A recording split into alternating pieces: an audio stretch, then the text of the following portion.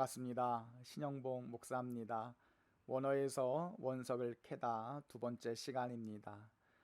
모든 그리스도인들의 사모함 중에 하나가 바로 하나님의 말씀을 더 깊이 깨닫는 것입니다. 어떻게 하면 말씀을 더 깊이 알고 그 말씀의 의미를 깨달을 수 있을 것인가. 그래서 그러한 사모함을 갖고 이 히브리어 원어 공부를 시작하게 되었습니다. 부족하지만 함께 원어를 통하여 함께 공부할 때 말씀이 주는 더 깊고 풍성한 의미를 깨닫는 그런 시간이 되었으면 좋겠습니다. 그래서 오늘 두 번째 시간으로 시편 23편 2절 말씀을 함께 공부하는 그런 시간이 되었으면 좋겠습니다. 이 시편 23편 말씀 우리가 너무도 잘 알고 있는 말씀이죠. 우리 이 말씀을 같이 한번 읽도록 하겠습니다. 시작. 그가 나를 푸른 풀밭에 누이시며 쉴 만한 물가로 인도하시는도다. 아멘. 그렇습니다. 하나님이 우리를 푸른 풀밭에 누이시고 쉴 만한 물가로 인도해 주신 줄 믿습니다. 그렇다면 이 히브리어를 한번 같이 읽도록 하겠는데요. 지난 시간 말씀드린 것처럼 히브리어는 오른쪽에서 왼쪽으로 이렇게 읽게 되어지죠. 같이 한번 읽도록 하겠습니다. 빈 오트 데세 야르비 이제니 알미 메뉴 호트 예나 할레니. 이러한 읽기죠. 다시 한번 해보겠습니다. 빈 오트 데세 야르비 이제니 알미 메뉴 호트 예나 하레니.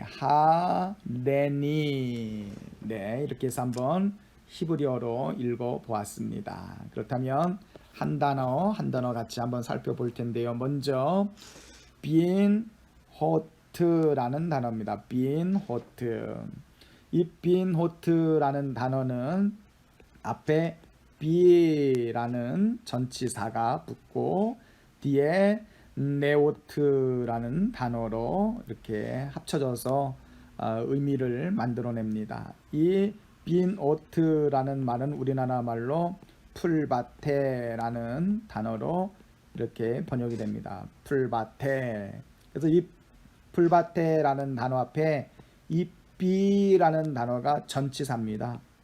이 전치사가 붙어서 어디 안에, 어디 가운데 이런 의미가 있습니다.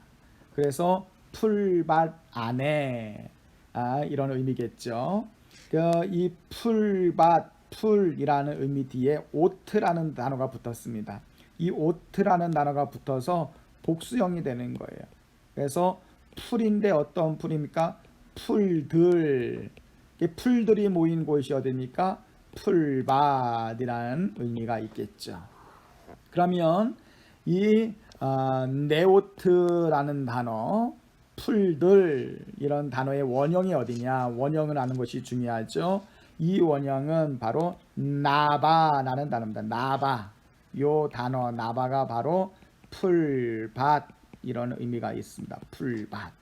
이 풀밭 뒤에 오트라는 단어가 붙어서 풀들이라는 의미로 이제 바뀌게 되는데 요 단어가 목초지, 목장 이런 의미가 있어요.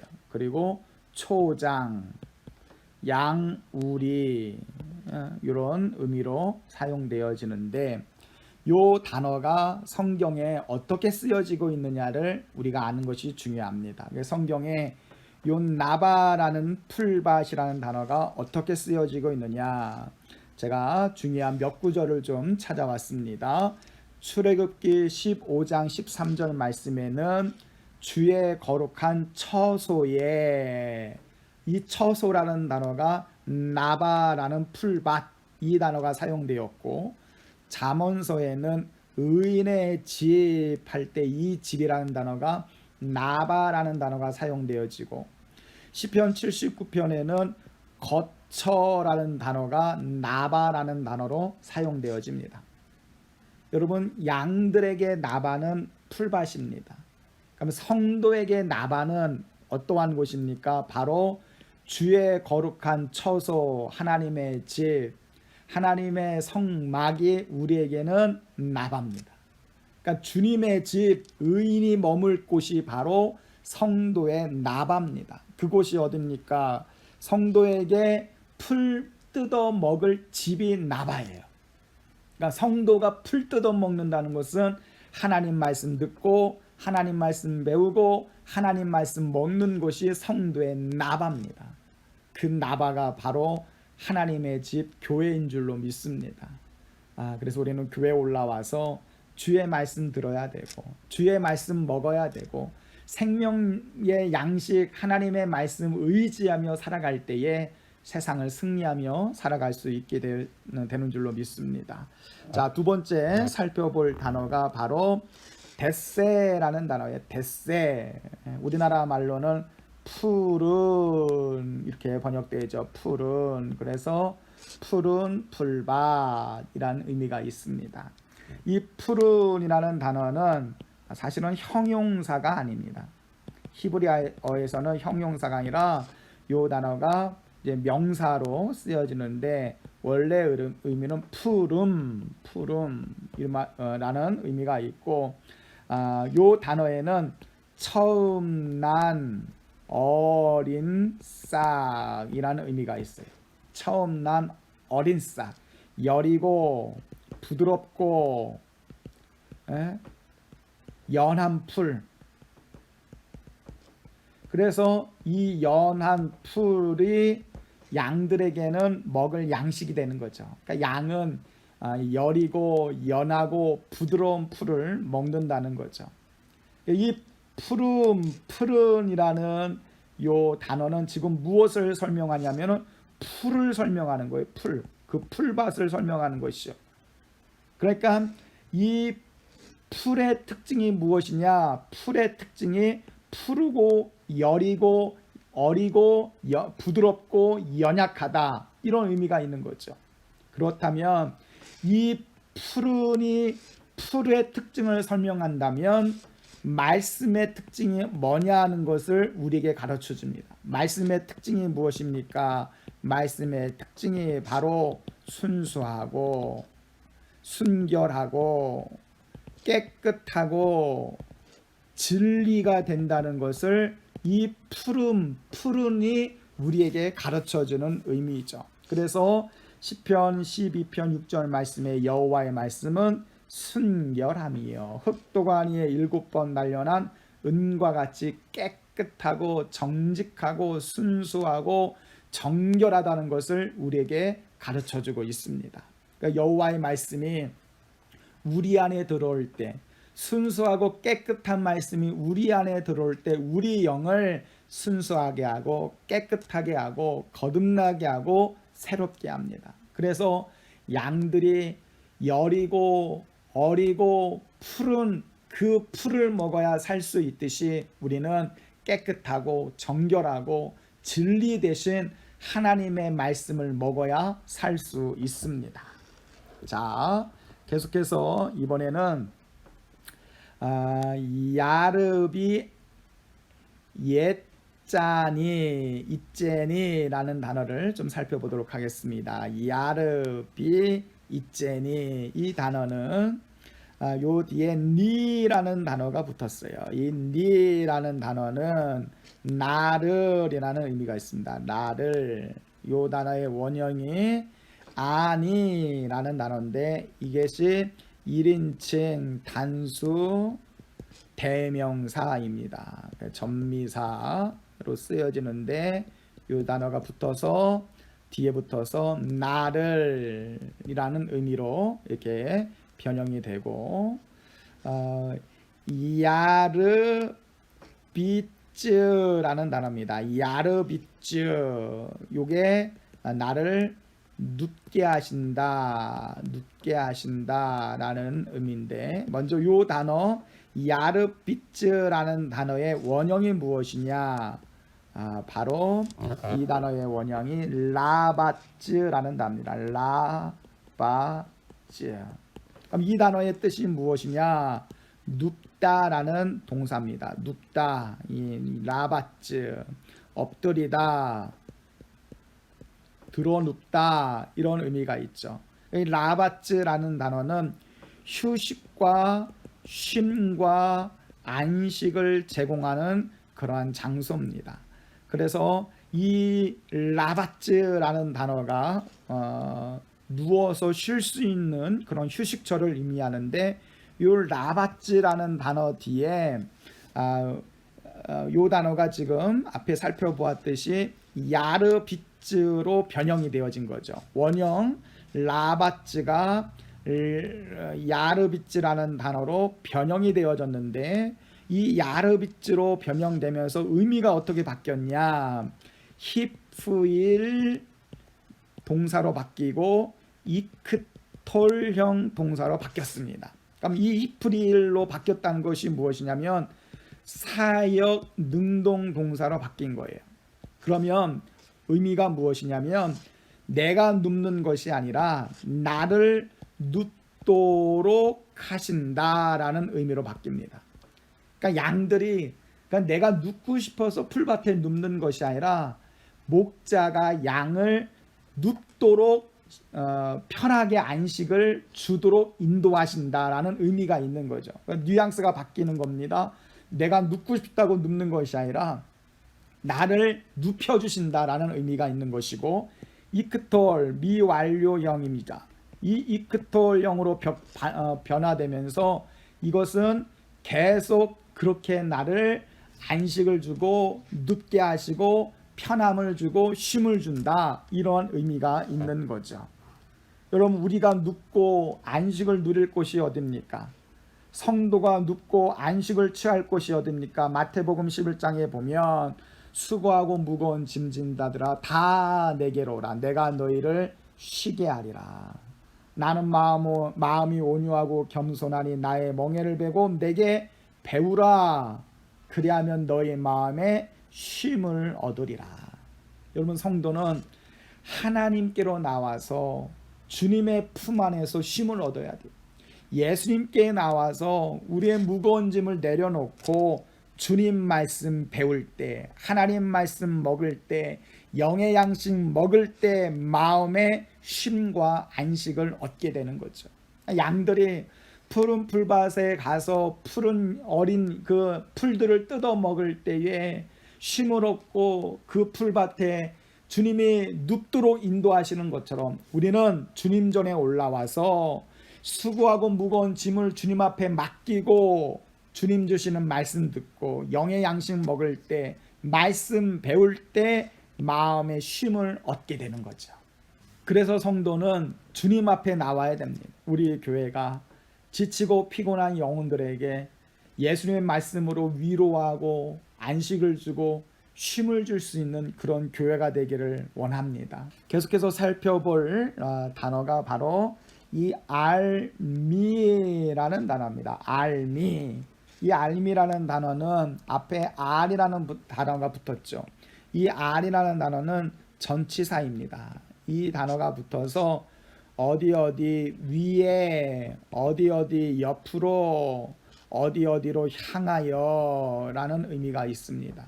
그래서 이 알이라는 단어는 높으신 자에게로 라는 그런 의미가 있고, 위에 계신 이에게로, 그 삶의 방향과 목적을 제시해주는 전치사입니다.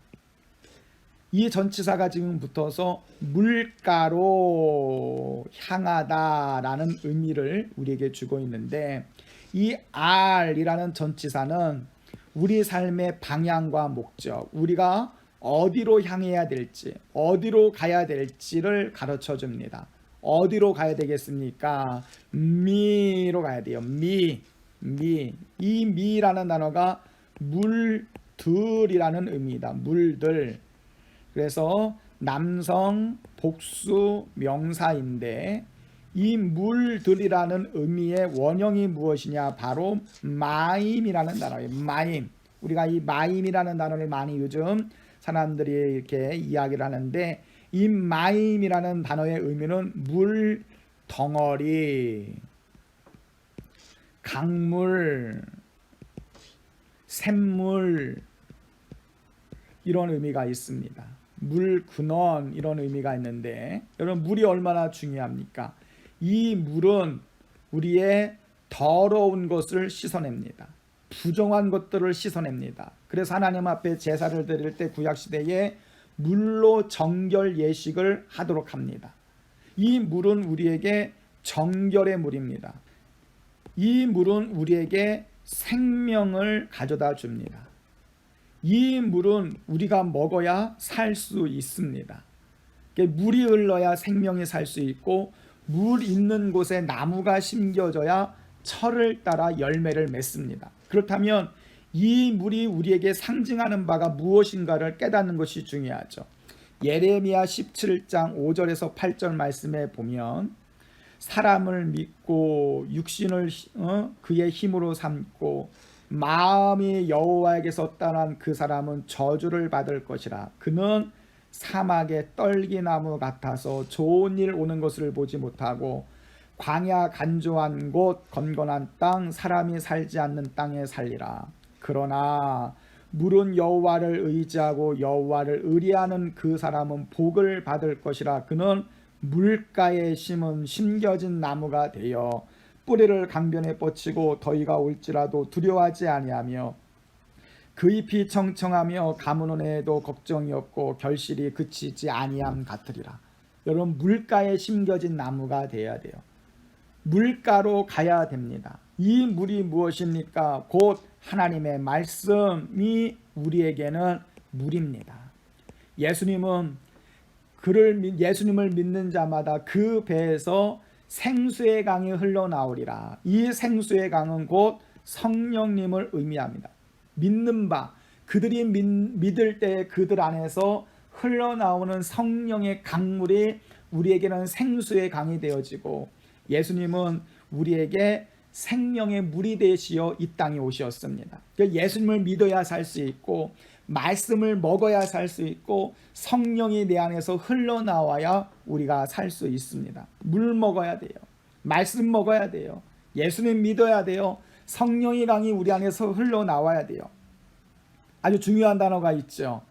그래서 하늘이라는 단어가 히브리 말로 샤마임입니다. 샤마임. 그러니까 하늘의 의미가 무엇이냐면 거기에 물이 있다라는 단어예요. 여러분 물이 있는 곳이 하늘입니다. 이 하늘이라는 곳은 무엇입니까? 물들이 모여있는 궁창이 하늘입니다. 물이 있는 곳. 그래서 하늘에서 물이 내려야 우리가 그 물을 먹고 사는 거예요. 하늘은 물의 원천이 되는 장소입니다. 하늘은 생명의 원천이 되는 장소입니다. 하늘은 말씀의 원천이 되는 장소가 하늘입니다. 하늘은 성령의 원천이 되는 곳이에요. 그러니까 하늘에서 물이 내리고 하늘에서 생명이 내리고 하늘에서 말씀이 내리고 하늘에서 성령이 내립니다. 그래서 성도는 하늘 바라보아야 살 수 있습니다. 하늘 바라보고 하늘을 사모할 때에 우리가 이 세상에서 살 수가 있는 거예요. 하늘을 가까이 가십시오. 하늘가에 심겨지십시오. 그것이 물가에 심겨진 거고 곧 믿음으로 사는 것이고 그것이 성도의 삶의 모습이라는 거죠. 샤마임, 하늘을 바라보십시오. 마임, 물가로 가까이 가십시오. 그 물가에서 생명수 예수님의 그 생수를 마시고 우리 안에서 흘러나오는 생수의 강으로 기뻐하며 살아가는 우리의 삶이 되시기를 바랍니다. 자, 계속해서 살펴볼 단어가 매니호트라는 단어예요. 매니호트. 이 단어가 이제 쉴만한 이런 의미가 있죠. 매니호트. 이 단어 뒤에 메뉴하흐라는 단어인데 요 단어가 붙어서 여성 명사가 됩니다. 여성 복수 명사. 그래서 바람이 없고 파도도 없고 고요하고 잠잠한 쉴 곳, 휴식처, 평안한 곳, 이런 의미가 있습니다. 여러분, 우리에게 쉴 곳, 휴식소, 편안한 곳, 쉼과 안식을 얻는 곳 어딥니까? 다른 데 없어요. 교회입니다. 교회. 여러분, 어디 술집, 노래방이 우리에게 쉼과 안식을 주는 곳이 아니에요. 교회입니다. 근데 무엇이 문제입니까? 위로와 쉼을 줘야 될 교회가 교회로서의 사명을 감당하지 못한다는 것이 문제고, 교회 와서 쉼을 얻어야 되는데 자꾸 세상 가서 위로와 쉼을 얻으려고 하는 것이 문제입니다. 성도는 교회 와서 쉼을 얻어야 되고, 교회는 교회답게 성도들에게 쉼과 안식과 평안을 줄 수 있는 교회다움을 회복해야 되는 거예요. 자, 마지막으로 살펴볼 단어가 옛나하레니라는 단어입니다. 옛나하레니, 이 단어가 인도하신다로 번역이 되어집니다. 옛나하레니. 그래서 니라는 단어 앞에 살펴봤죠. 나를이라는 나라는 단어의 의미죠. 그러면 앞에 옛나하레니에서 원형이 무엇이냐? 니헬이라는 단어입니다. 이 니헬이라는 단어가 인도하다, 휴식을 주다, 이러한 단어로 이제 변화가 되어지는데, 요 원형 니헬이라는 동사가 옛나하레니, 나를 인도하신다라는 단어로 이제 변형이 된 것인데, 이렇게 어떻게 변형이 된 것이냐면은 PL 이크톨 동사로 변형이 되는 거예요. 그럼 이 PL이라는 의미는 뭐냐면 강조, 능동이라는 의미가 있습니다. 그러니까 나를 인도하실 때 어떻게 인도하셨냐면 나를 끌고라도, 나를 억지로라도 데리고 가는 거예요. 그러니까 엄마가 아이를 데려가듯이 태워가다라는 의미가 있습니다. 태워가다. 그러니까 나를 데리고 가시는 거예요. 나를 끌고 가시는 거예요. 목자가 양을 끌고 가는 거예요. 여러분, 주님이 우리를 그렇게 인도하십니다. 주님이 우리를 그렇게 사랑하십니다. 우리를 데리고 가시고 들어가게 인도해 주시고 태워서라도 데려다 주시는 거예요. 그것이 인도하시다라는 의미입니다. 주님은 우리를 어디로 인도하십니까? 계시록 17장 17절 말씀에 보면 어린 양이 그들의 목자가 돼서 생명수 샘으로 인도하시고, 목자 되신 어린 양은 우리를 생명수 샘으로 인도하십니다. 또한 에스겔 34장 14절 말씀에 보면 좋은 꼴을 먹이시고 우리로 좋은 우리 안에 들어가게 하시고 이스라엘 산에서 살찐 꼴을 먹게 하신다는 거죠. 그러니까 주님이 우리를 어디로 인도하시는가, 그 목적지와 방향이 어디인가를 분명히 깨달아야 됩니다. 주님이 우리를 인도하시는 방향, 주님이 우리를 인도하시는 목적지는 푸른 풀과 쉴 만한 물가입니다. 그러니까 내가 원하고 내가 먹고 내가 즐기고 내가 먹고 살기 좋은 편한 장소로 주님이 나를 인도하시는 것이 아니라 지금 주님은 우리를 푸른 풀과 쉴 만한 물가로 인도하고 있다는 거예요. 그러니까 주님이 우리를 어디로 인도하는지, 주님의 우리를 인도하시는 방향과 목적지를 깨달아야 돼요. 우리는 자꾸만 세상으로 인도해 달라고 합니다. 좀 먹기 좋고 살기 좋고 떵떵거리고 출세하고 세상에서 인기를 얻고 칭찬을 얻고 명성을 얻는 길로 가길 원하고 있죠.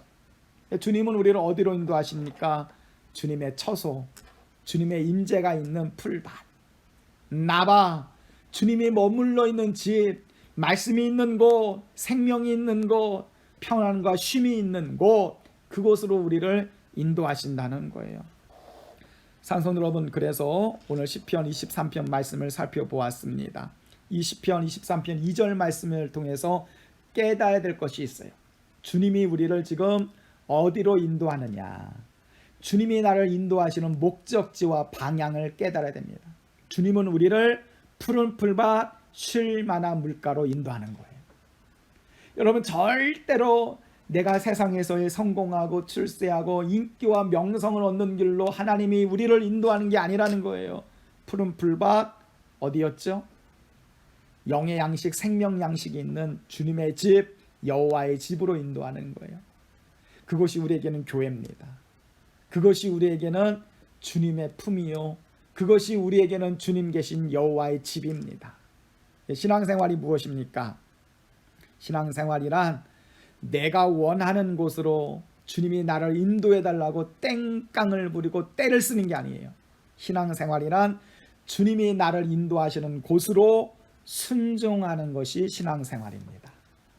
그것이 시편 23편 2절이 주는 우리의 메시지죠. 자, 이 말씀을 다시 한번 히브리어로 읽고 마치도록 하겠습니다. 빈 오트 데세 야르비 이제니 알미 메뉴 호트 옛나 하레니. 아멘. 여호와께서 우리를 푸른 풀밭 쉴 만한 물가로 변함없이 인도하시고 함께 하신 줄로 믿습니다. 상성도 여러분, 오늘 시편 23편 말씀 함께 히브리 원어로 살펴보았습니다. 다음 시간에 뵙도록 하겠습니다. 감사합니다.